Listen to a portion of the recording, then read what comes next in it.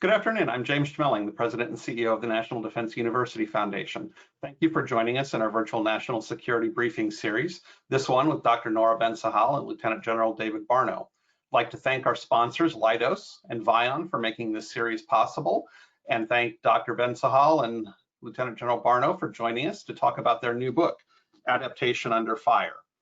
It's not on the camera, there it is. So Adaptation Under Fire, How Militaries Change in Wartime.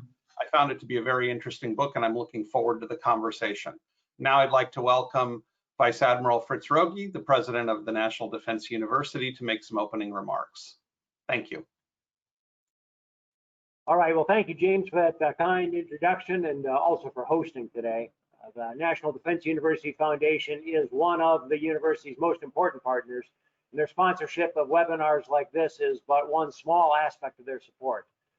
It's through these, this is the 10th of our national security briefings in this series, and it's through these kinds of discussions with world-renowned experts, such as I'll introduce you to momentarily, that we really gain valuable new perspectives on national security and global security issues. And in reality, I want to point out that every one of you here today is also one of our important partners because of our shared interest in the security of our nation. As James has suggested, today we are joined by a pretty broad group with representatives from over 35 of our international partners, as well as many NDU students, faculty, alumni, government civilians, military, and of course our private sector partners. I see that many of you have participated in earlier briefings in this series, so welcome back. For those of you who are joining us today who are new to the series, let me offer just a quick word about your National Defense University.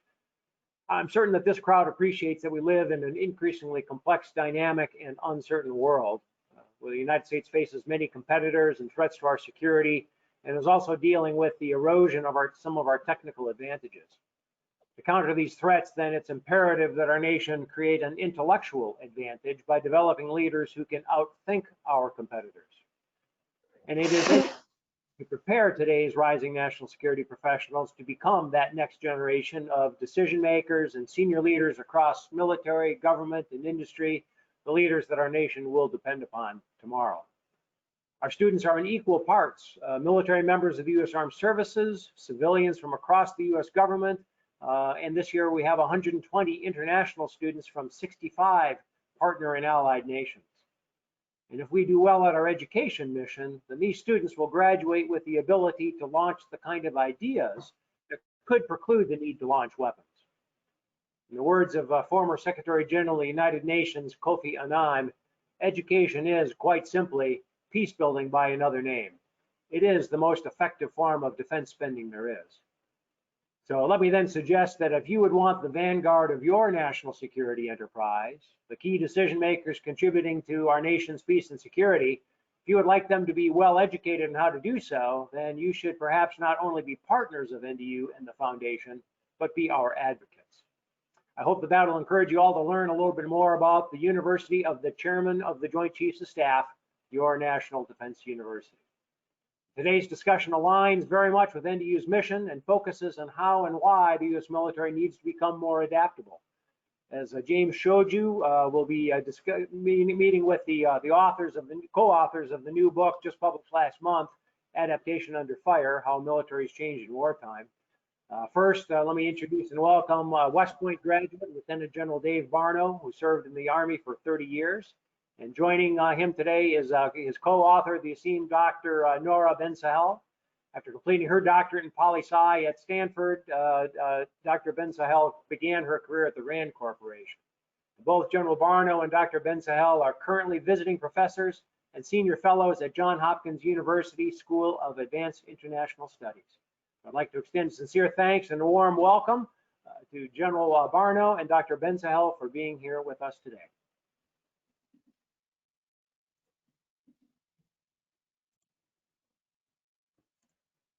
Well, it's great to be here, and we're excited to have this opportunity to interact with such a diverse and distinguished audience. Before I start, I want to give a shout out to the former chairman of the NDU Foundation Board, General Retired Jack Polici, who was one of my very first battalion commanders in the Army.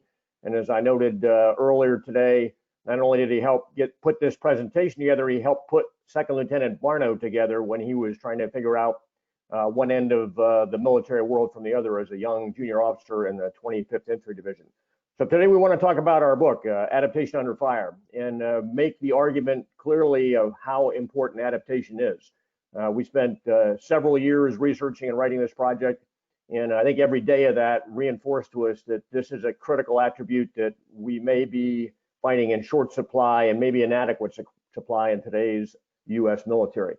The U.S. Armed Forces thinks incessantly about conflict. It has to be thinking about the next conflict, the next war. But as former Secretary of Defense Bob Gates was fond of saying, that the United States has a perfect track record in predicting wars, certainly since Vietnam. We have never once gotten it right. Every single conflict we fought since the end of the Vietnam War in 1973 was unexpected, unprogrammed, unforecast. And that's going to be true in the future as well. But at the same time, militaries can't simply wait until the next conflict erupts before they make critical decisions. They've got to draw up budgets. They have to make decisions about weapons and new equipment. They have to develop doctrine and the ways of fighting and employing their force. And they've got to put an entire system of growing military leaders for that unknown next conflict in place and develop them through professional military education and other education throughout the course of their career. But at the end of the day, it may be less important than militaries get the prediction of the next war right than what we've highlighted. Famous British historian Michael Howard once argued about military doctrine. And he said it's not that the military has gotten it fundamentally wrong. What matters is the capacity of militaries to get it right when the moment arrives, when that next war breaks out and things don't look like what we expected them to be. We argue that the gap between the expected next war, which you might think about on a clock as 12 o'clock, what we're aiming for, what we're anticipating, what we're planning for, and the real war that breaks out, that gap between that 12 o'clock and the actual war at 2 o'clock or 3 o'clock has been there forever. It's been a feature of all wars in the past. And all militaries realized they've had to make that shift from expected war until the actual war. But we think the gap is now widening dramatically. That instead of a shift from 12 o'clock to 3 o'clock, it may be more like to 5 o'clock or 6 o'clock or even to 7 o'clock if you look at that clock face. That there's going to be a huge gap between the expectations of the next war and the reality that it actually brings when that war breaks out. Why is that gap growing so much? What's our thinking or our argument there?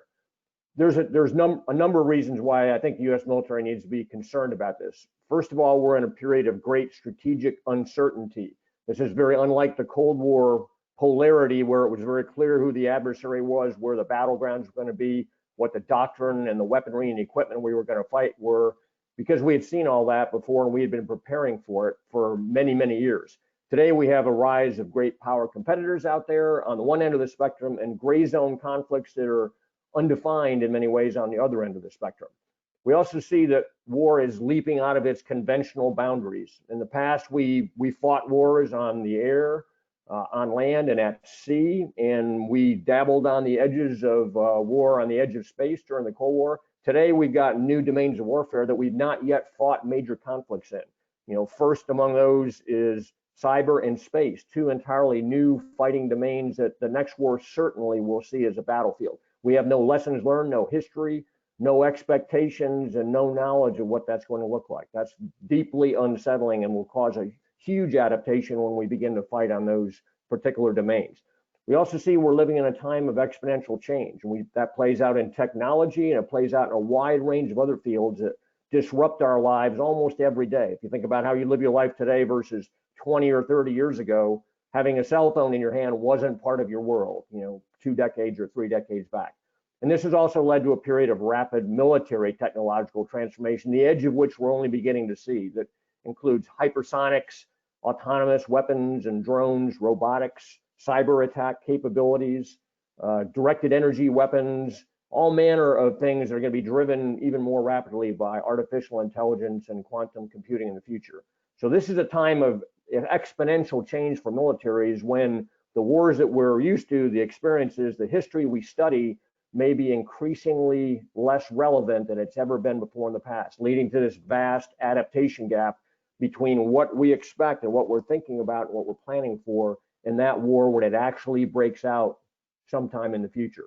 So with that, the central question of our book is the U.S. military adaptable enough to prevail in the wars of the 21st century? Does it have that adaptability DNA that it needs to actually be successful to bridge this yawning adaptation gap? And let me turn it over to my co-author, Dr. Nora Bensahel, to talk a little bit about how we approached answering that question and give you a few clues about some of our conclusions. Great, thank you very much, and it's a pleasure to be here, being able to talk about this with you as well. As General Barno just said, our question about whether the U.S. military is adaptable enough for the 21st century is why we wrote the book. And the way we go about answering that question in the book is divided into three parts. The first section of the book starts by defining what we mean by adaptation and adaptability, because without that, it's hard to know exactly what we're talking about for adaptability. We argue that adaptability can best be understood as having three different dimensions. The first is doctrine, which is how a military fights. The second, the role of technology, and there it's not just the development of new weapons, but how you use technologies you already have when the war starts, possibly for different purposes. And third, the aspect of leadership, of people who are in charge of fighting the wars and running them from more senior posts. For both technology and leadership, we divide those into what happens at the tactical level, where troops on the front lines are involved directly in the fighting, and what happens either at the institutional levels with technology back in the Pentagon, or at the theater levels with leadership, the theater commanders who are charged with the entire campaign in the theater of conflict. The rest of the first part of the book illuminates what we mean by each of those concepts with examples from the 20th century, going up and through the 1973 Yom Kippur War, and an example from Grenada as well. The second part of the book looks at our recent history in Iraq and Afghanistan, and that's the largest chunk of the book, and analyzes how adaptable the US military was in terms of its doctrine, technology, and leadership in both Iraq and Afghanistan during the courses of the war. And it's the largest section of the book, as I said, and we're happy to talk about some of our findings in the Q&A in more detail.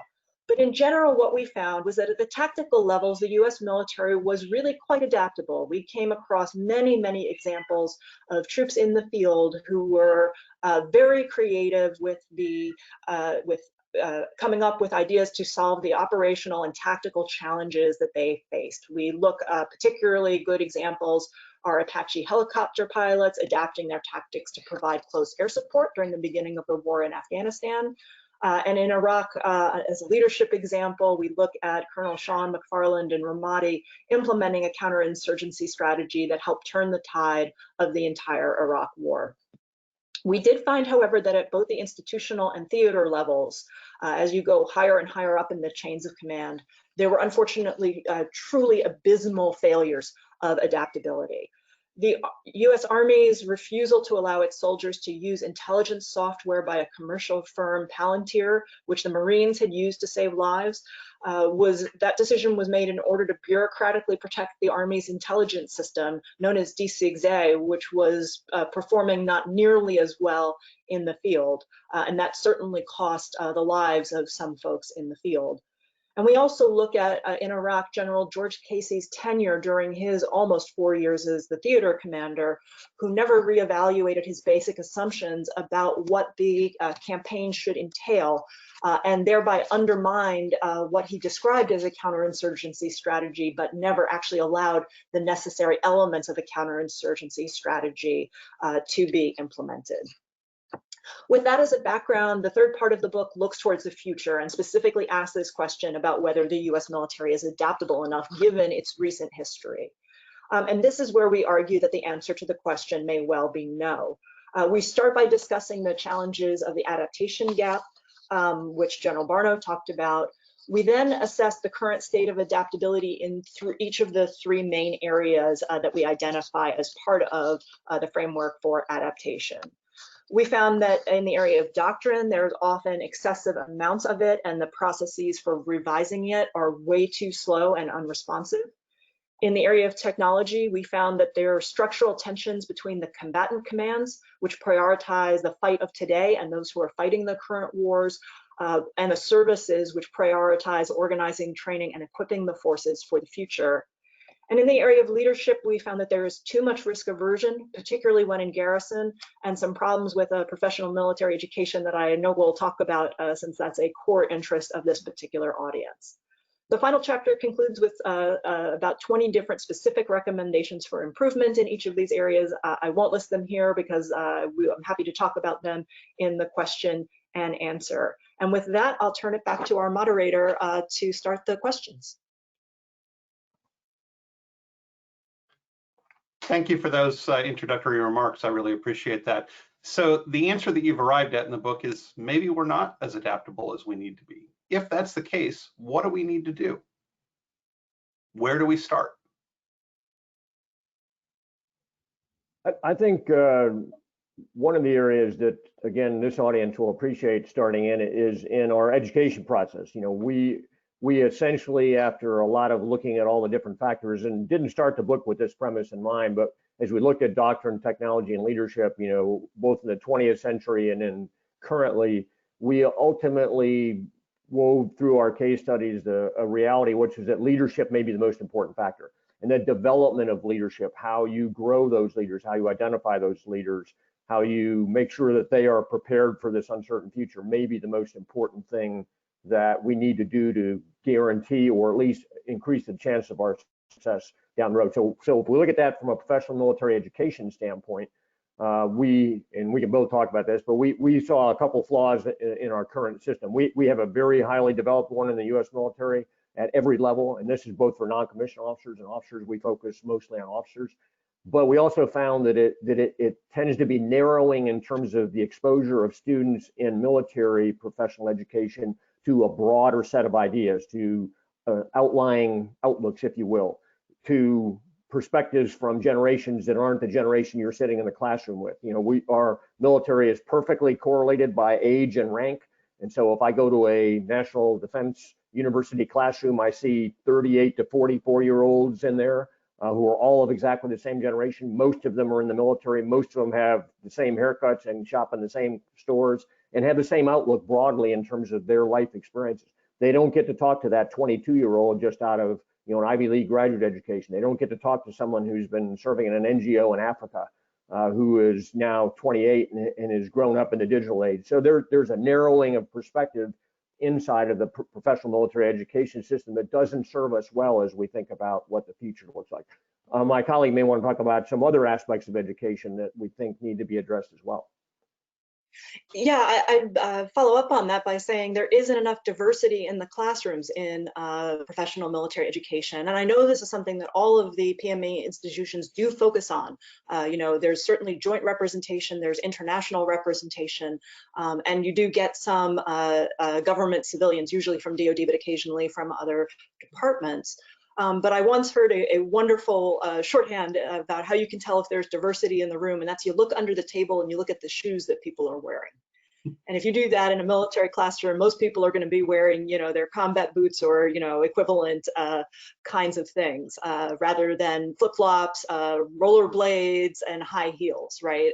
You know, to represent a much broader diversity of foes. There are probably more things that the PME institutions can do to help with that.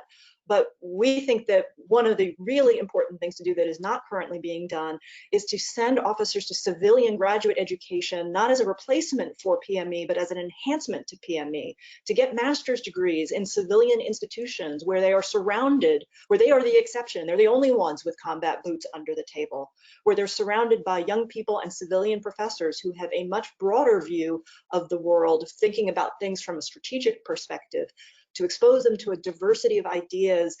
And the reason why that is so important is because the adaptation gap that we talk about is going to require leaders who can think on their feet, who can think outside the box, who are as creative as possible. And you need exposure at that critical point where the war colleges focus, at that master's degree level, to ensure that the future leaders of the services, when they go on, as they make that transition to the strategic level and even the grand strategic level where they have a political role, not a partisan role, but an effort, an element of informing civilian decision makers about the use of the military, that they can speak that language, they can engage in that world and think very creatively on their feet about how to do so. I think that that's a really important component of it, and I think we have a natural testbed for that in the use of the GI Bill, because we see a lot of veterans at those ranks that you're talking about going into those master's programs in elite colleges and succeeding very well. And so we know that they are learning a lot and that they are sharing their perspectives and bridging the military-civilian divide, but they're doing that as veterans as opposed to military students. And one of the things I think we might be able to do better is encourage people to do that even on their own when they are using tuition assistance benefits, so that they can get their master's degrees and be promotable in the officer corps, and so that they can get their undergraduate degrees oftentimes in the enlisted force. And I think that that's something we have neglected to do, is to combine that education into the needs of the force of the current time and the future, and I'd be interested in more on that. The other piece of it that I think is really interesting from your book is the idea that we should expose more people in PME to other perspectives. You talk about the fact that faculty are very similar, they're retired, they're aged a little bit further out, but they are otherwise very similar in what it is they bring to the table as their students. How do you think we can integrate those other civilian perspectives and the perspective of students who are perhaps younger in their careers in what is often senior PME? Yeah, let me take a stab at that. First, I would tell you one important thing that I got from my development in my career was exactly what you described. I used tuition assistance to go to Georgetown and get a master's degree on my own time while I was serving in Washington, D.C. in an active duty job. And that education, those 2 years of being around people that weren't like me and having to make arguments with people who had very different perspectives, that was the best preparation I had for my time as a general officer at the end of my career. It was far better than the important education I got at the Command and Staff College and War College, because I had to be able to express myself and make my arguments and listen and understand perspectives that were totally different than sitting in an Army War College classroom. To your second point, though, I think one of the ideas you might consider is, number one, all the war colleges are trying to bring in younger faculty from the civilian world and get them in the classroom. I think that's admirable, and I think the more of that you do, the better. The other thing I have not seen done that might be an interesting option is to consider offering scholarships to students from the civilian world to attend the university and get a master's degree after their undergraduate period of time. Someone who's actually been out there, maybe had some life experience, is interested in the national security field, maybe having a modest scholarship program to put that 25-year-old in the classroom with those 42-year-olds who never see a 25-year-old who's not a first lieutenant or a Navy JG. So that would be a very different dynamic. It might be a creative way to get at this. So interesting, that is something that we do here with our private sector fellows program. And so I'd love to elaborate a little bit more on that.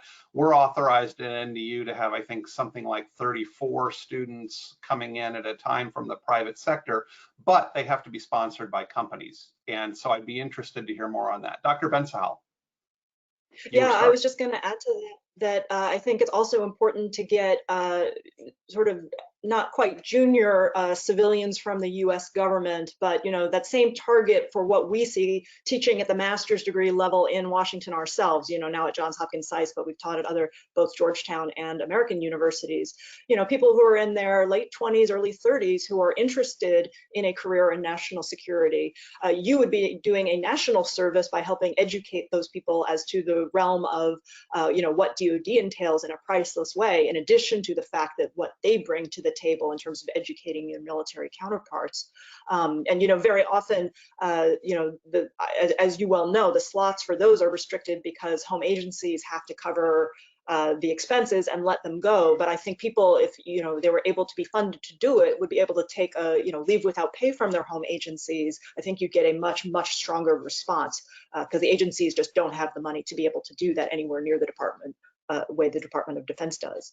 I would also say, and this is probably going to be unpopular, especially to any of your current students who are already slaving away, but the standards, I think, at most PME institutions need to be more rigorous. There needs to be more writing. There needs to be more reading in a lot of cases. And again, I'm drawing a broad generalization because all of the senior service colleges do vary in what they do. But what we've found is that certainly compared to what we teach in the civilian world at the master's level, the courses are not as rigorous. They are not as comparable. The assignments are far less. And so we think that, in addition to refreshing the faculty with more younger civilian academics to provide their perspectives, that a bit more the standards need to come up to the level of a comparable civilian master's degree program. So a question from our audience: how much of the inflexibility that you see here is in the realm of legislation? What's beyond the ability of the PME institutions and the Department of Defense to change? Well, I'm not sure a legislative fix is necessary. One of the places that Congress of the United States could be helpful, though, is in ensuring that there's sections of the defense budget in each service that are devoted to essentially providing scholarships to military officers for civilian and graduate education. Those dollars are tightly held. There were far more fully funded advanced civil schooling master's degree programs for active duty Army officers when I was a captain and a young major than there are today. Far more, and it wasn't a factor of how large the military was. The military simply slashed those programs, and in some cases, substituted what they believe to be equivalent, military PME programs. Now, most of the senior service colleges, many of the command and staff colleges have embedded master's program, which checks the advanced degree block, but again, puts you in a 64 Crayola box with all the crayons being the same color, which is not really what you're aiming for in a civilian graduate education. So having Congress ensure that those programs are funded and that they're aimed at top tier performers who are going to go on to senior ranks in the military, I think would be one way that they could intervene and assist in the broader development of officers. Yeah, we ran the numbers on that, and if you we use the Army as an example, even if you control for the fact that the Army used to be a lot larger than it is now, there used to be as many as 6 times more fully funded slots for graduate school than there are today. So that's obviously an important area. I'll also expand a little bit on the question about what is Congress's role more broadly. The way that we looked at the book was mostly to focus on things that are within the control of the US military to do on its own, that do not require a congressional fix. The biggest one that does require a congressional fix is the broken acquisition system, about which I need say no more because your audience is, I'm sure, very well familiar with that. That obviously there is a massive congressional role, but the military also has a piece of it. But we tried to, as much as possible, look at the things that the Department of Defense as a whole and that the services as a whole could do to improve their own adaptability, because we think that's where changes need to be made. And most of the areas that we talk about in our recommendations are things that the Department of Defense and the services can do under their existing authorities. So we do have a question from the audience about what they need to do differently to enable adaptation in the logistics system. I think you've generally answered that, but if you have anything to elaborate on that, I think our student would welcome that. Well, there is a deep bench of logistics expertise in the broad National Defense University community, so I'm loath to get into a field I don't know too much about, but that generally has never stopped me before. So a couple thoughts, because we're actually looking at aspects of this in another project we're doing. The logistics network relies very heavily on the civilian global logistics framework out there, and much of that is open source. It is not protected. It's not encrypted. It certainly isn't classified and secure. And so we've in many ways built a logistics system that worked well for wars in Iraq and Afghanistan when your adversary had no ability to interfere with it, but will not work probably in any way, shape, or form in a major power conflict against an adversary who can not only physically interfere with those domains at sea and in the air, trying to interrupt the logistics lines of communication, but also in the digital realm. So I think relying upon the current system and believing what we have is going to be survivable in the next conflict is fraught with peril. And I know logisticians know this better than operators know this, And I would start there as an area that's a fundamental baked-in assumption of how we have operated and how we think we're going to operate in the future that I think is deeply at risk. Thank you. Yeah, I don't have much to add to that. I think that's exactly right. It's a massive vulnerability, and the operators don't understand that problem well enough at all. We need to all listen to the loggies more about what the challenges are and factor those in more realistically to our future plans. So I'll add another question from our audience. In a world where technological marvels like hypersonics and quantum computing are changing the conduct of battles so quickly, how do you deal with the fact that people haven't changed in 100,000 years, apart from just broadening education? I think one of the things that is going to come, and there's been a fair bit of debate and a fair bit of writing on this in the last 2 to 3 years. One of the things that's going to come to the forefront very quickly, whether it's next year if we get in a major conflict or 5 or 10 years from now, is the inability of human decision making to keep pace with the requirements of decisions on the battlefield. And this gets into the whole issue of autonomous weapons and AI in targeting, particularly lethal targeting of your adversaries out there, that we are likely as the United States to be in a position where we're going to be on the receiving end of attacks that are autonomous, that are driven by algorithms as opposed to individuals making targeting decisions. And that rapidity that's going to bring is going to outpace our ability to make those kind of decisions in turn when we fight the adversary. So I think getting how we're going to expand beyond what our human decision-making cycles are and find ways to build in ethical decision-making into our autonomous systems is going to be a critical challenge for us that we're dancing around the edge of right now. We don't want to pursue, but in reality is going to be a decision that we're going to have to make in the first days of the next major conflict, whether it's again tomorrow or a few years into the future. Yeah, that's exactly the example I would have come up with. The fact is, whether we like it or not, on the future battlefield, the side that uses autonomous lethal capabilities is going to have an advantage over any side that does not. And what that means is that the biggest potential U.S. adversaries, look at the national defense strategy focusing on Russia and China. They're both authoritarian states. They don't really have to think about moral and ethical concerns in their targeting. They don't have a public that they're responsive to in the same way that the United States is.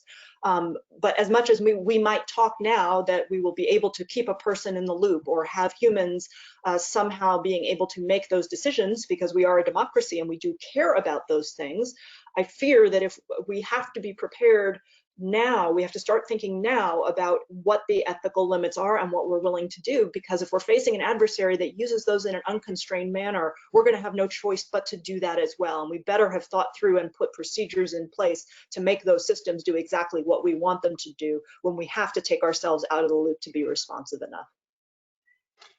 So one of our audience members is asking a little bit about the notion that wars are won or lost in the interwar periods. And you just said we have to make decisions now. At the same time, you're also talking about the adaptation during war. It might be too late. How do we balance those things? There's always a tension there, right? And it goes back to the premise of our book. You always have to prepare for what you think the next war is going to be. And we do make a distinction between innovation, which happens in interwar periods or peacetime, if you will, and adaptation, which we define as starting once the first battle starts. It's learning in war that our book focuses on. But of course, what you do in that interwar period, or while you're preparing for whatever is going to come next, is incredibly important. And you do want to do everything you can to anticipate, to make sure that that is accurate, and you try to anticipate some of the challenges to come. And the example that I just gave of, how are we going to be able to use autonomous lethal capabilities quickly in response to an adversary using them in an unconstrained manner is exactly one of those things we need to be thinking about now. But as General Barno said when he introduced this idea, the world is changing so quickly. All of the types of weapons you mentioned are moving almost literally at the speed of light, and in the case of cyber, literally moving at the speed of light. And so the challenge is to do the very best you can to prepare, but also knowing that you're going to be faced with technology, especially in the current environment. We're living in such an exponential time of change in technology and implications for society, governance, business, every aspect of our lives. We're going to have to adapt really quickly so that we don't get behind in the first battles of the next war, and that it's not over before we can adapt to the challenges that there would be no way that we could foresee. I think one of the principal reasons we wrote this book is because we both feel that the U.S. military actually does a pretty good job at the interwar preparing and thinking about and innovating and anticipating, but it spends virtually no time in drilling the requirement for adaptation into the force after that first conflict, after that first rounds are fired. That's beyond the scope of what we do in peacetime. We prepare, we train, we anticipate. We have innovations, we think about how we're going to prepare for this uncertain future, but we don't invest the same amount of energy into ensuring the force's adaptability. And we said explicitly in doctrine, technology, and leadership, we are not focusing on drilling the requirement for adaptability into our exercise program, into our professional military education, into the requirement for rapid shifts in doctrine when you find out your doctrine is failing on the battlefield. We don't do any of those things. And that's because we have conflated to some extent adaptability and interwar innovation. They are not the same. Yeah, and I would just very quickly follow up on that. One of our specific recommendations is to make adaptability one of the principles of war. Those principles of war aren't just theoretical. We use them to shape everything that the U.S. military does in education, in training, in exercises, in ensuring that the force is adequately prepared. And we think that by, it sounds kind of semantic, but that by adding adaptability to that list, it will put more focus on this area that we don't think the military as a whole focuses enough on. One of the things that I was interested in the book and your recommendations was really to take the constraints off of the red teams and let them be more innovative than expected in order to promote that adaptability. Can you say a little more about that? Yeah, I'll take the first stab at that, and I'll tell an anecdote that reveals the depths of the issues. This was probably 3 or 4 years ago at the beginning of the research for this book. We went to visit a fairly large command that was responsible for thinking about the future. And as I walked around, I started feeling more and more uncomfortable. And it took me a while to unpack that and realize that not only was I the only woman to be found anywhere in the building, but I was also probably the youngest by a factor of 20 to 25 years, and I'm not as young as I look. So, the people who were in charge of thinking about the future and also in charge of being the red team and challenging how these concepts about how the US military is going to fight in the future were all people who were from the contractor force who were former military or who were civilians with military experience working side by side with 06s and other people who had 15 to 20 to 25 plus years of military service. They all looked the same. Again, not literally, but in some cases they did literally look all the same. But especially to have a red team that is playing the enemy, that is testing our forces, you need to have people who think nothing like the current US military. In fact, I don't think you want very many people from the US military at all, at least in some of those exercises. I want you to have, some 17 to 20-year-old hackers on the opposing force to test them out. I want you to have some folks who represent civilian decision-making to think about broader political perspectives. We need to radically change who is playing the red teams and the opposing forces, at least in some of our larger exercises. It may not make sense to do that at the very tactical levels, but certainly as we get up to some of the major exercises and certainly service exercises and concept development, I think that's critically important. I would add that I think we do a modestly good job of having aggressive, unconstrained red teams at the tactical level. If you go to the Army's, combat training centers at the National Training Center at Fort Irwin or Joint Readiness Training Center at Fort Polk, or you go to Red Flag for the Air Force, if you go to Top Gun on the Navy, those are relatively unconstrained. They're not entirely unconstrained, but the tactical units get to feel the pain of being outmaneuvered, being overwhelmed, having their lunch handed to them every day on the battlefield out there and in every fight. That doesn't happen above that level. We don't test our concepts above the tactical level to failure. We oftentimes don't test our commanders and their larger staffs to failure. So I think that's an area where we also tend to build predictable exercises against predictable enemies who behave in ways that are relatively expected. That is not the world we're going to fight in. And so I think we're going to really have to challenge our concept development to failure and challenge our current doctrine to failure. And we're not going to do that if we simply replay the same scenarios with the same adversaries, doing the same thinking from a similar background. So there's a lot of work to be done there. So in terms of adaptability, a question from Jack Riley, one of my board members and a member of RAND, asked, do we have any examples from industries or allies that are doing it better? So we thought a lot about that question, right? And it came up a number of times, okay, well, the US may not be great at it, but who's doing it better, right? Aren't we still better in relative terms? And the answer to that is yes, we are, and no, we aren't, right? There are aspects of both. So, there is certainly a lot of adaptability in the US military compared to other militaries, even the philosophies of mission command and, pushing decision-making down to the lowest levels, all of that fosters adaptability. Although there are problems with that, and I did mention, garrison culture and risk aversion tends to negate much of that, even though we prize that on operations. But at the bigger level, the reason why this is more of a problem for the United States is not because we're worse at it than other countries. It's because we're going to have more to adapt to. The space of the challenge is bigger for us. As long as the United States remains a global power, and certainly, the Trump administration has not done anything to remove us from that designation, even though how we're exercising that in the world is changing. As long as we're going to be a global power, we don't know who we're going to fight next. I guarantee that China's war planners are looking at a Pacific scenario that involves the United States. I guarantee that Russia's war planners are looking at a scenario that involves NATO and the United States.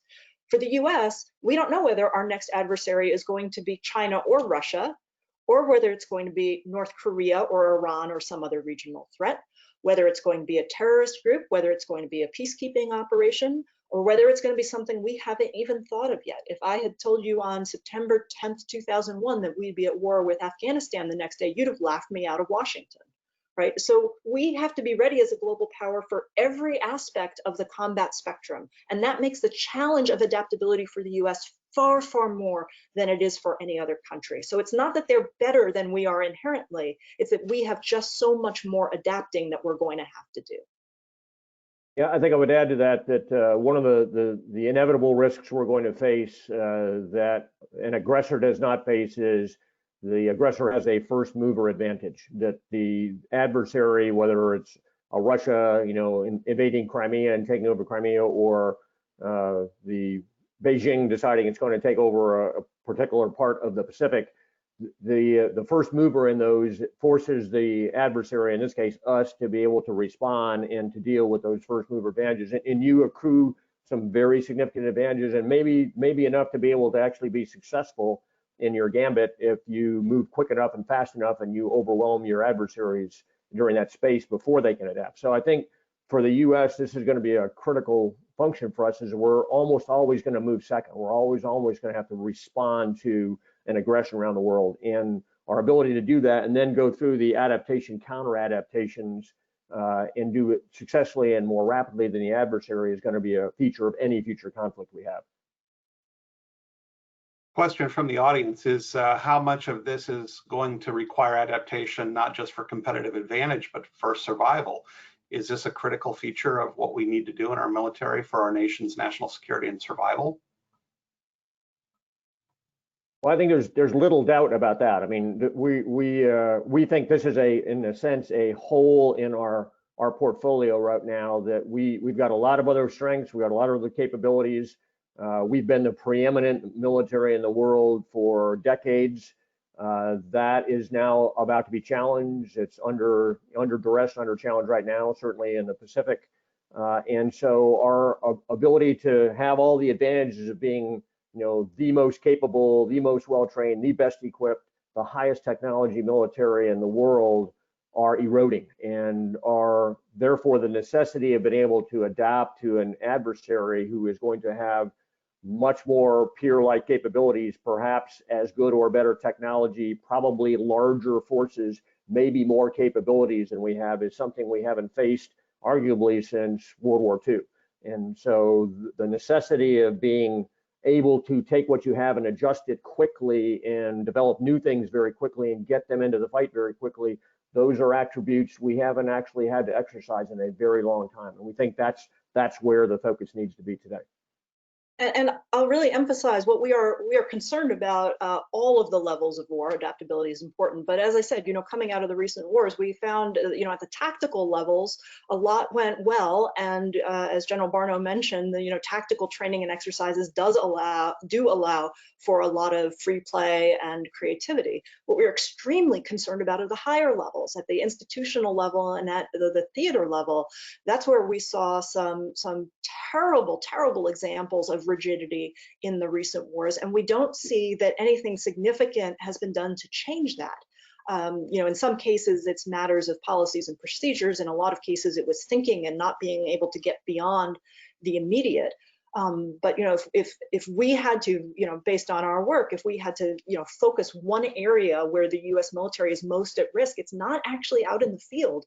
It's in the Pentagon. It's in the higher headquarters, where information doesn't flow up, where they don't react quickly and effectively, where sometimes there are conceptual blinders that make it hard for people, who are so embedded in institutions that are such bureaucracies like the services and even in the combatant commands, that make it hard for them to think outside of their bureaucratic roles. We are extremely concerned about adaptability at those levels going forward. So that question from the audience then that addresses this, I think, is what are the challenges for the military and adaptability, looking at other forms of statecraft and threats of Russia's new generation warfare and related aspects of the U.S. preparedness for irregular warfare? Well, I think we have the benefit of actually coming out of 20 years of irregular warfare, although that was not against extremely capable adversaries relative to a gray zone conflict that's underwritten by either Russia or China, which would provide a lot more stresses on our system and on our military to do that. We do not yet have I think a military or even a whole of government answer to gray zone conflicts. I think it's one of our great vulnerabilities right now. And I think all of our adversaries and potential adversaries out there recognize that. And we're actually involved in, arguably an ongoing level of gray zone conflict with 2 or 3 different adversaries out there today. So I think that is going to be a big challenge for us. And that requires us to be able to engage and integrate or facilitate the integration of other parts of the U.S. government who are being resourced far less well than the Pentagon is. The State Department, I would point out, obviously, is one of the critical players in this. We've just lost a large percentage of our senior diplomats to the State Department in the last 4 years. Their budgets are continuing to come down. The Secretary of State in 2016 was looking to cut the budget of the State Department by as much as 1/3. These are all trends that are going in absolutely the wrong direction for us to put greater emphasis on diplomacy and be able to rely more upon the State Department in this very complex world of gray zone conflicts where their role is crucial. So I don't see a lot of positive signs on the horizon right now unless we get some significant policy changes in terms of how we think about our diplomatic component. So I have a question from Professor Brian Greenwald, who's at the Joint Forces Staff College. I'm going to preface it with a couple of his comments. Thank you for the book. I'm enjoying it and expected to use it in the Joint Advanced Warfighting School Innovation and Change curriculum, and he particularly agrees with your recommendations to increase adaptability and adaptive thinking in PME. His question is, how do we get our senior leaders to underwrite PME, particularly in the joint area where it seems to be one of the first areas under the budget knife? It seems to me you cannot kill off your seed corn if you want to grow adaptive leaders. This is a perpetual problem that is, how do you survive and protect the most critical parts of your institution to your future success in fighting the next war during periods of budgetary downturns? We're about to go into a period of budgetary downturn, and the Defense Department for the last several years certainly has seen very robust budgets And when we're in times of very robust budgets, all boats rise. Everyone is protected, and everyone can really do some pretty impressive things because they're not concerned about resourcing to the extent they would normally be.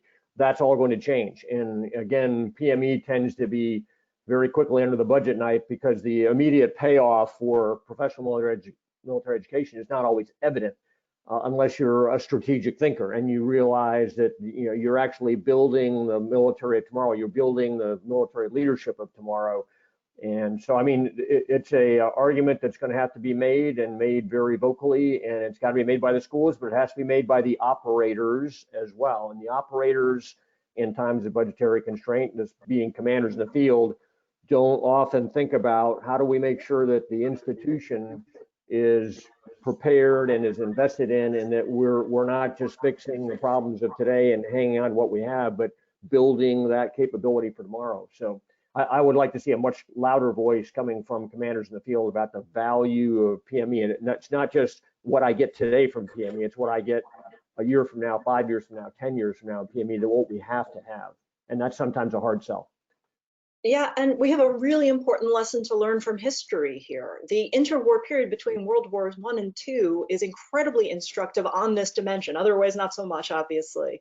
But after World War I, it wasn't World War I at first, right? It was the Great War to end all wars, and the military, all of the services were slashed after it.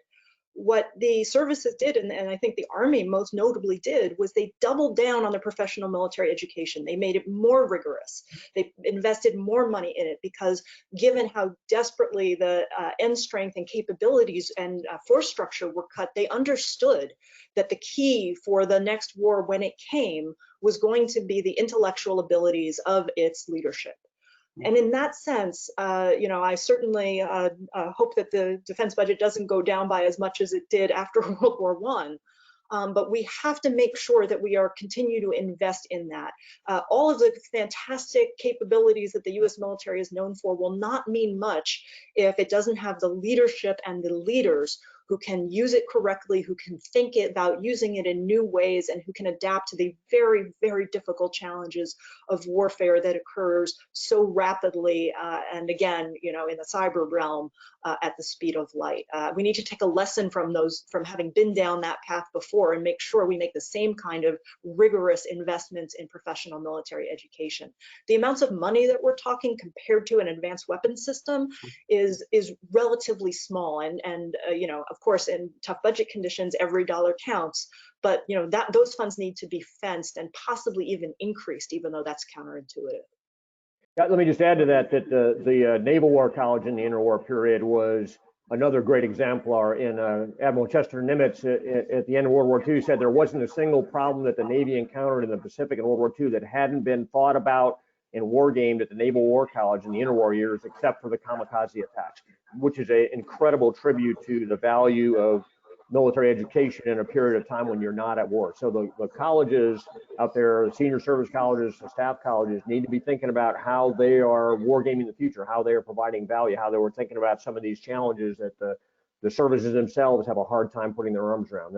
That's one place where, again, we've seen this story before, and there can be a great contribution made there by the PME institutions. And I'm going to ask a last question, and then I'm also going to ask you to elaborate on your recommendations and which ones you think are the most important or actionable in PME in particular. The question is, do you think the speed of authority is degraded at the strategic level? How can you speed up decision making to keep up with increased processing speed at the operational and tactical levels? And that's from a J7 Plans observer and trainer. Yeah, that's going to be an extremely difficult issue to wrestle with, because the political leadership, of course, turns over on a regular basis. It is by and large not educated in the demands of war fighting, as you would not expect it to be, and it doesn't have the bandwidth to be able to deal with those issues in an environment where it's not actually fighting a war. It's got too many other issues on the plate. If you're the National Security Council, if you're the National Security Advisor, if you're the President, even the Secretary of Defense, your day-to-day life is not about how to, refine your ability for rapid decision-making in wartime, because you've got too many other issues that are, burning around your toes. So I think getting those leaders involved in exercises is one way to do that, and particularly at the beginning of an administration to inculcate some of these requirements and demands that you will find only in wartime, so that the national security advisor for the first time doesn't stumble into what his wartime role is when he's at war, that he or she has actually had the experience of dealing with that, interacting with the Secretary of Defense, the chairman, the president. We occasionally do these exercises, but not often enough, and we don't pull in the actual principles often enough. And there's opportunities when we start new administration to do that. That could be one area of great value, I think. I think planners are often frustrated, and many people in the military as well, about not getting clear enough civilian guidance for what end states are, particularly are ahead of time.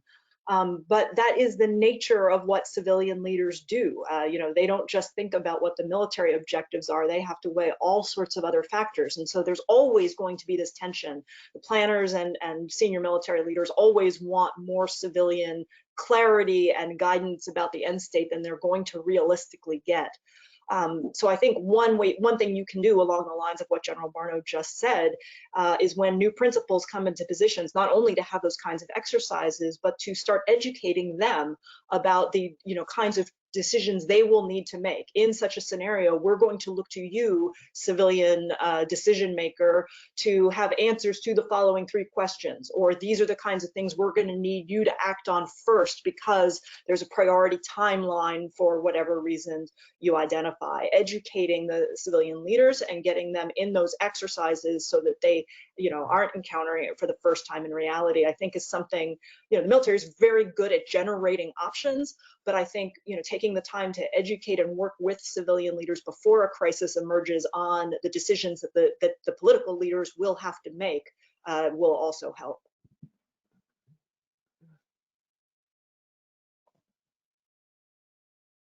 I'll unmute myself. I'd like to just have you elaborate a little bit on the recommendations that you made. What are the most important ones, and how can we start implementing them at the senior PME level?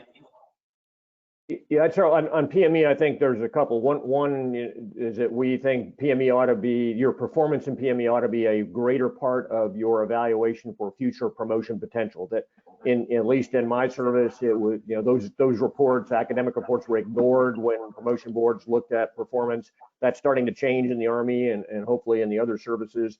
That your performance, your academic capability, your thinking, your writing skills, your communicating skills, your adaptability skills ought to be part of how you're evaluated for future senior positions, and it ought to have certainly more weight than simply a piece of paper that you throw off to the side when you're evaluating the next selection for brigade command. So I think that's one area. You want to add some others there, Professor? No, go ahead. I think additionally the rigor in the program needs to be looked at. We talked about that as making tougher requirements.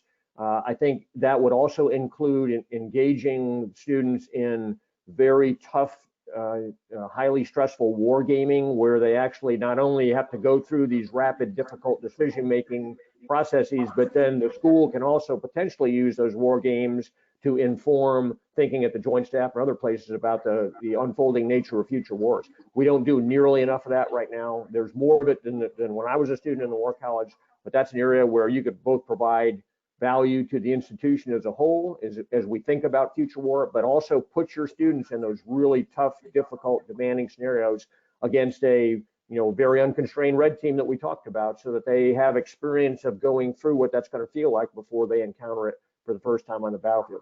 Those are 2 obvious ones. We've talked about civilian education, and we've talked about diversity in the PME classroom. I think there's ways to improve each of those as well.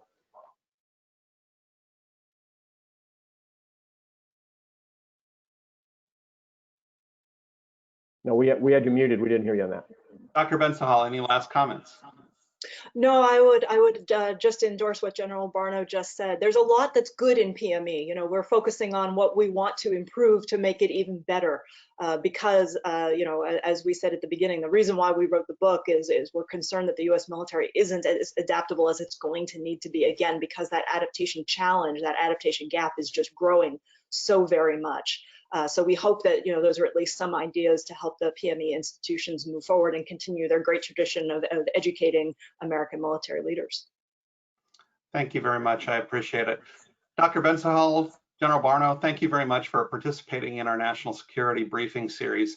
I think this was a very educational and informative session for me. I hope that it was for our faculty, staff, and students as well. I know that from the questions, they were very, very interested. This will be available on our website and will be available to review for anybody who has any refreshers in mind or who can share it because they thought there were some thoughts that they want others to know about. So thank you for that, and I appreciate it. Ashley, I think we have a slide for our next speaker. If you could pull that up, I'd appreciate it. And I'd like to ask everybody to think about registering for that next one. In the meantime, please take a look at the book. It's available on Amazon, and if you start at smile.amazon.com, then it benefits the foundation or whichever other organization you're choosing to support. It's a terrific book, and I'd encourage people to pick it up. As I said, we have another one coming up here at the end of the month. We are privileged to have General Raymond, who is the Chief of Staff of Space Force, and we'll be talking about space and its national security implications. I encourage you to register and share this series with others. We've had a lot of great speakers. We've had 10 of these so far this year, and I hope that you're benefiting from them. We'll share them, review them, and take a look at all of our upcoming ones as well. Thank you very much, everybody. Have a wonderful rest of your afternoon. And thank you for supporting the foundation and NDU. Thank you. Thank you, James.